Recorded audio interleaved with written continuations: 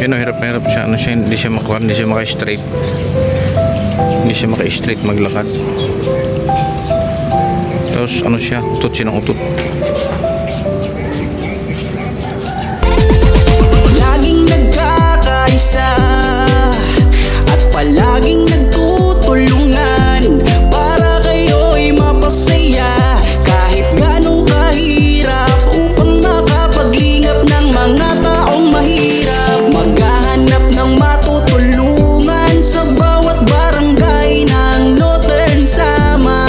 Pinamumunuan ni Joey the Great at kanyang mga members na mababait. Head na kondor, yan si PB. Yan, good morning po mga kalingap. Isang mapagpalang araw sa inyong lahat. So, bagang umaga pa po mga kalingap ay nandito na tayo sa Orbis Tondo Doctor Hospital mga kalingap para ipa-check up po si Jemar, no? So, inaantay pa po natin sila Kuya Kindred na dumating po dito. Kasi nga po ay kagabi ay si Jemar po ay hindi makatulog sa sakit po ng kilid ng tiyan niya. Kung ipapacheck up po namin kung ano po yung kalagayan or kidney ba or UTI mga kalingap. So check up po muna namin dito bago po kami pumunta ng Davao mga kalingap para alam po namin safety si Jemar, no? So yun mga kalingap, check up po ni Jemar ngayon para alamin po natin yung pananakit po ng tiyan niya kagabi. So yun mga kalingap, sana maging okay at maging successful po yung aming check up ngayon ay mahanap yung yung sakit, no? So yun mga kalingap, thank you so much po sa inyong nanonood po ngayon, no? Lalong lalo na po sa mga KTV Angels, syempre sa Team Kalingap viewers, maraming salamat po sa inyo. Syempre sa subscriber po natin, maraming salamat po. So ayan mga kalingap, ay wag na po natin patagalin. Syempre dito muna tayo sa ating video mga kalingap. Mga kalingap, nandito na kami sa ospital, pero ayan, tapos na po ng check up ni doktor.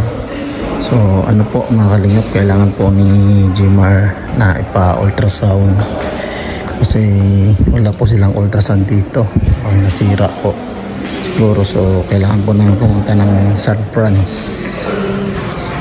mga kalingap. Ayan, so San Franz po kami nito mga kalingap. Masakit talaga Mar sa gilid? Ha? Oh. Masakit sa gilid? Oo, masakit po talaga sa gilid. Sakit na sa gilid mga kalingap. Punta tayo San Franz. Ano mo nang iniinda yan? Ilang araw na? Kailan lang yan? Matagal na to, te.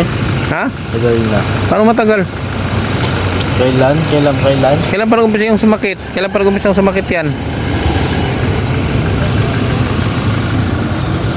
Ha?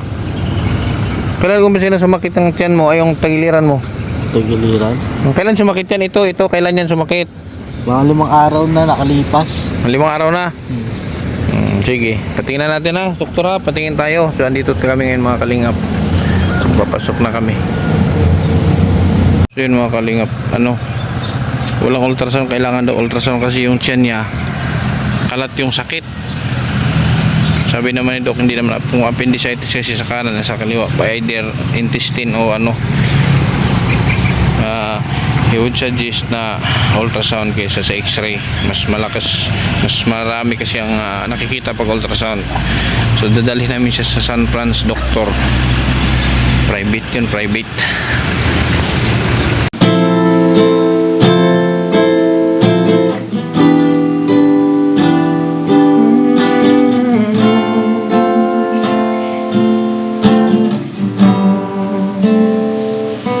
Kahanga-hanga ang iyong pag-ibig,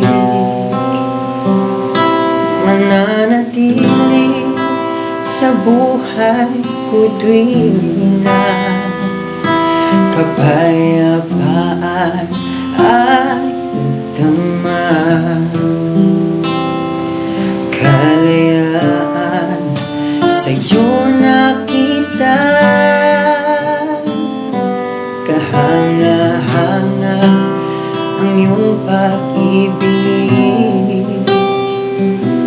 mananatili sa buhay ko tuwing na kapayapaan ay nadama.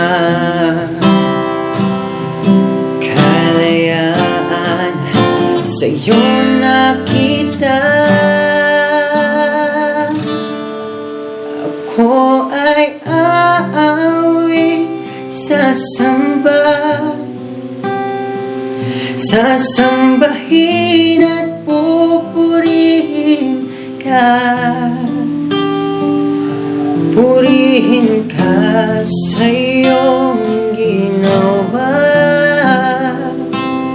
Sa buhay kong ito'y mananatili ka.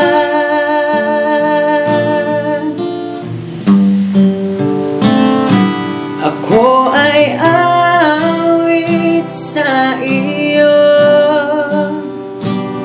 Pasalamatan ka ng buhay nito.